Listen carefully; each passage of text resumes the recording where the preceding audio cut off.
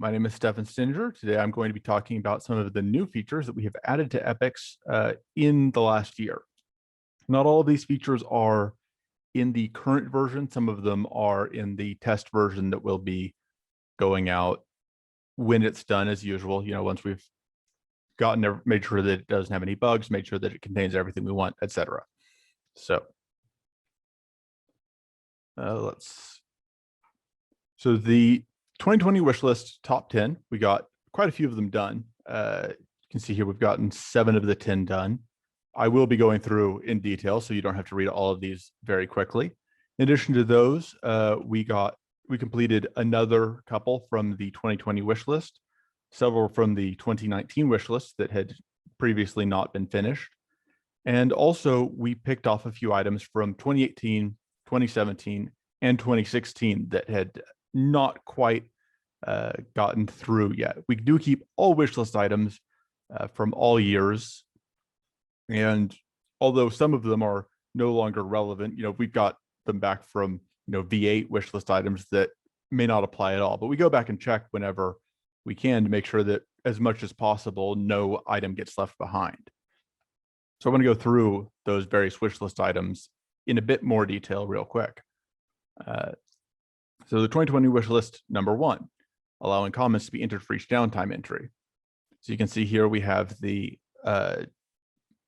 posting production screen, we have the downtime, and now you can add a comment of your choice, which will then appear on the screen once you've entered it. And then because this is an item that it is in the database, can be used in reports if you need to, for seeing the list of comments for all of the downtimes in addition to the code. In case you need more detail than just the downtime code alone, we'll be able to provide for you.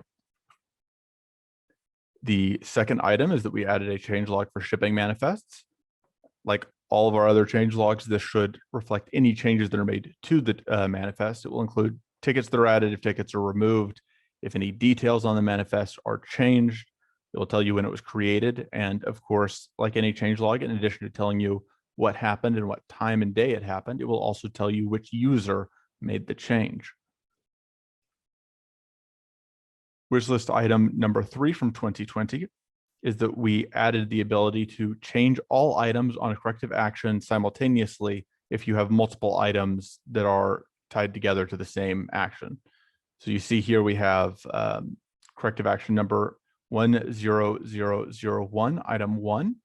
I have made a change. When I press save changes, it will ask if I want to change it for all 5 items on corrective action 10001.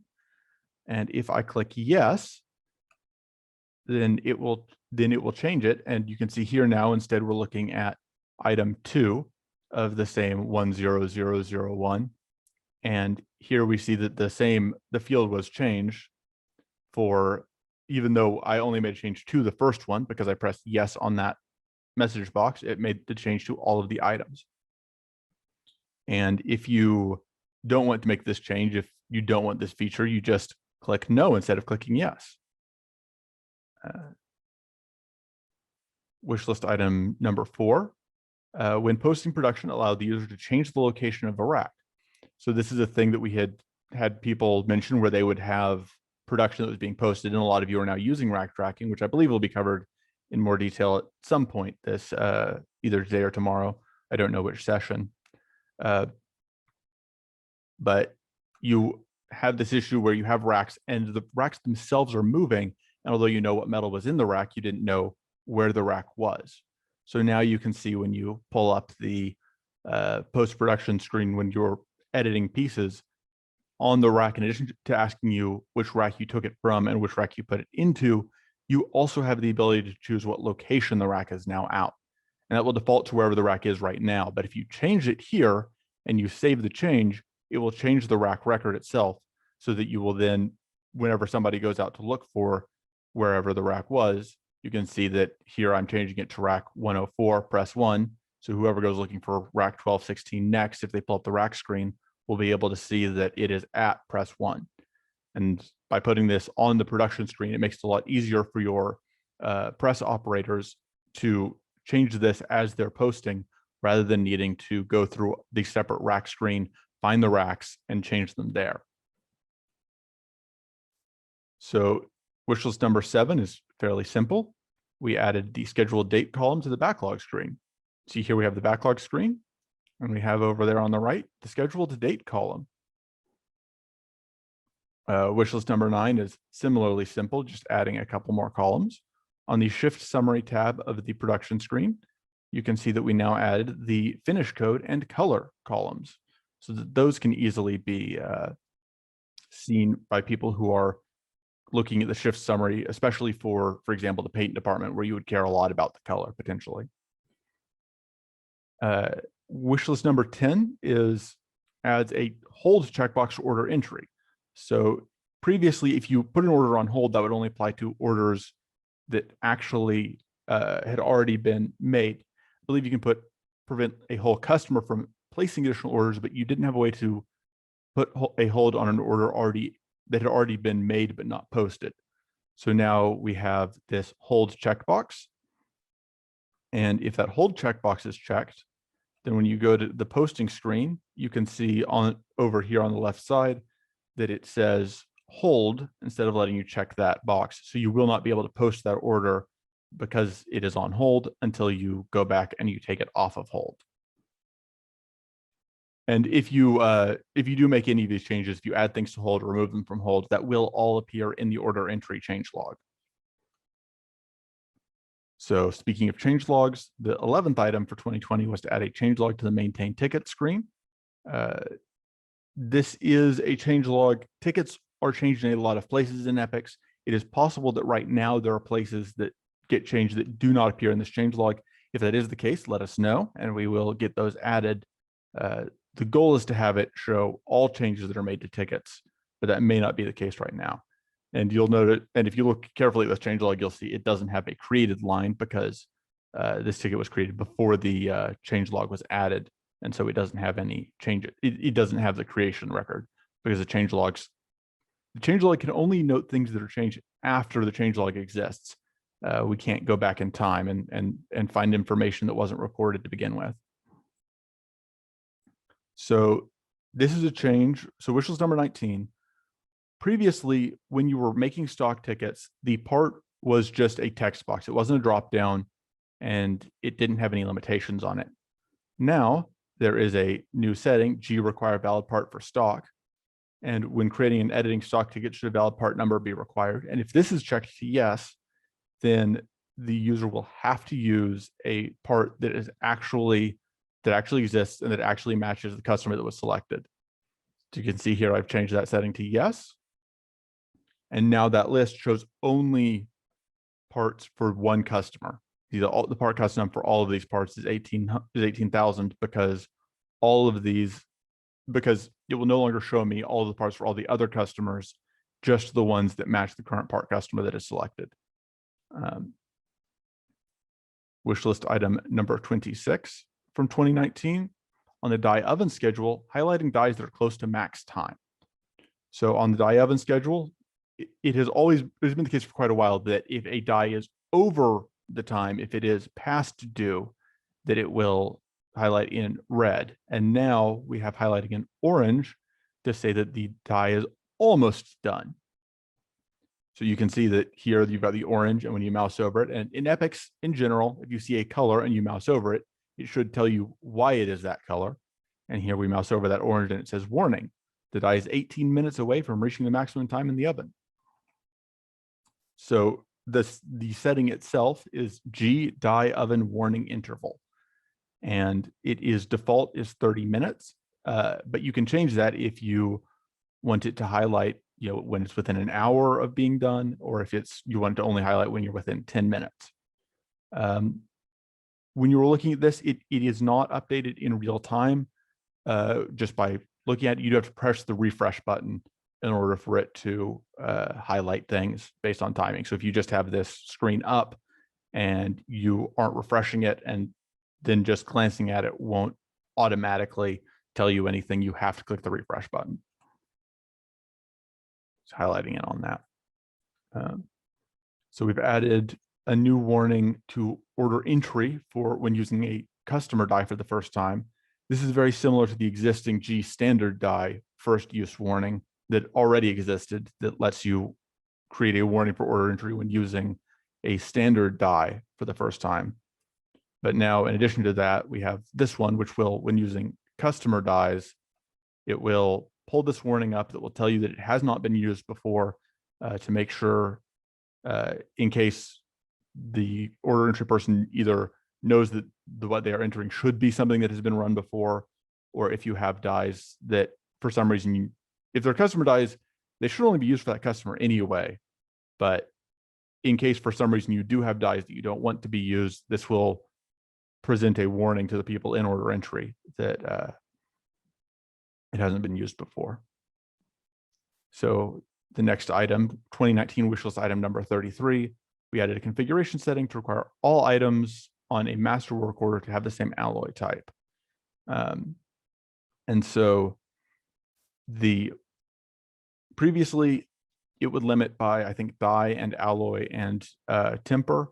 Now you can also set it to restrict the alloy type as well.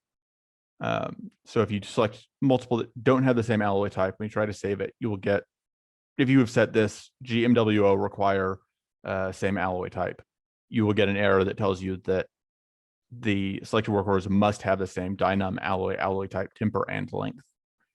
And this is off by default because we don't want to change things. In general, when we add new config settings, the default will be do whatever it did before we added the setting. So if you want to restrict to alloy type, you have to turn on GMWO require matching alloy type. Which is item number 37. We added field choosers to the physical inventory worksheet. So we've got field choosers now on as many screens as we can find where it seems feasible to put them.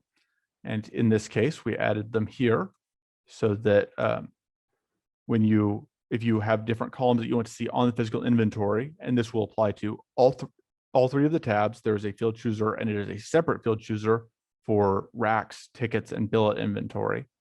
And you can choose which fields you want to have appear to customize this to your liking. And it also should remember if you reorder columns or if you resize. I don't think it remembers resizing, but if you reorder columns, it will remember that as well if you close and reopen the screen. Which is item number 46. We have added the option to hide items that are on hold when you are calculating and printing work orders. They already couldn't be selected if they were on hold, but now if you have that box checked, it will just hide them completely so that if you have a lot of held items, you don't have to hunt through them to find the relevant, the orders that are not on hold. From 2018, we had an item that adds hold category flags to the drop-down list for plant codes. And so this just shows you information that previously was not available on the dropdowns. You can see now that when you click the plant hold code, it will show you, in addition to what the code and the description is, it will actually tell you whether or not this is a production hold, if this is a schedule hold, if this is a pack hold, if this is a shipping hold. So you can make sure that when you put things on hold, that it will actually hold the things that you want them to. 2017 wishlist item number 23, we added an applied reserves section to the history tab of the SO item screen. And you can see here at the bottom of the screen, we have the applied reserve sections that tells us that reserve number 9 was applied to this order. And this should be retroactive. Unlike the changelog, which reserves were applied is information that was already there, so it can retroactively be shown. And that just makes this more visible so that if you're using reserves, it's easier to find, to know that just by looking at an order. And also because it is a field on the screen, you can search then using the find or using the advanced find to look for all orders quickly that are using a given reserve, or that had a reserve that was applied by a certain person or that was applied within a certain time frame or whatever. So this is another added column, 2017 wishlist item number 39, displaying the item weight on the stock replacement screen. So just added a column, stock pounds, or stock kilograms, it'll be whichever unit is used in your plant. And that just shows you, in addition to the pieces, what the weight of the stock is. 2016 wish list item number 28 added the option on the stock replacement screen to show only parts for the selected customer. So there's a new checkbox that is on the screen that will let you restrict down to just a single customer worth of parts that you're not seeing. You see, before we're seeing all of these different parts that may or may not be what we're looking for. After checking that box, we see only the parts for the customer that we're searching for, which in this case is 777777. And so that just makes it another way to make it easier to find exactly what you're looking for as quickly as possible. And there's the checkbox. So I think this is the penultimate of the wish list items that we did that I have this year, which is from 2016, which is item number 43, adding a config setting to determine whether to copy credit info when copying a customer. So when copying and pasting a customer, should credit info be copied? That's G copy credit info. And that just, when you're doing a copy and paste to make a new customer, you may not want the credit info to be copied as well. So this setting lets you turn that off. So it only copies everything except the credit info. So that is all of the wish list items we did this year.